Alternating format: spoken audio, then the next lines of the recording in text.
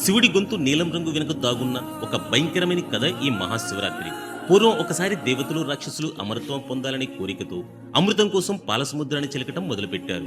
మందర పర్వతాన్ని కవ్వంలా, వాసుకి అనే పాముని తాడులా చేసి సముద్రాన్ని మదిస్తున్నారు.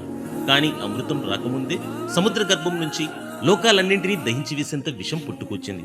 ఆ విషం మంటలకి ముల్లోకాలు వణికిపోయాయి. దిక్కుతోచిన దేవతలు రాక్షసులు కైలాసానికి పరుగులు తీశారు. వారి ఆర్తనాదాలు విన్న పరమశివుడు లోక కళ్యాణం కోసం నేనే ఈ విషయాన్ని స్వీకరిస్తాను అని చెప్పి ఆ భయంకరమైన విషయాన్ని మింగేశాడు. అయితే ఆ విషం కడుపులోకి వెళ్తే సమస్త జీవకోటి నాశనమవుతుందని భయపడిన పార్వతీదేవి వెంటనే శివుని గొంతును గట్టిగా పట్టుకుంది. దాంతో ఆ విషం బయటికి రాక లోపలికి వెళ్ళక గొంతులోని ఆగిపోయింది.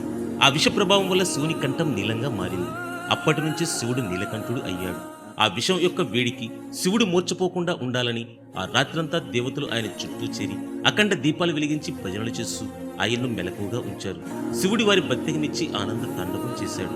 శివుడి విషయాన్ని దిగమింగి లోకాన్ని కాపాడిన ఆ పవిత్రమైన రాత్రే మహాశివరాత్రి. అందుకే మనం కూడా ఆ రాత్రి నిద్రపోకుండా శివనామస్మరణతో జాగరణ చేస్తాం.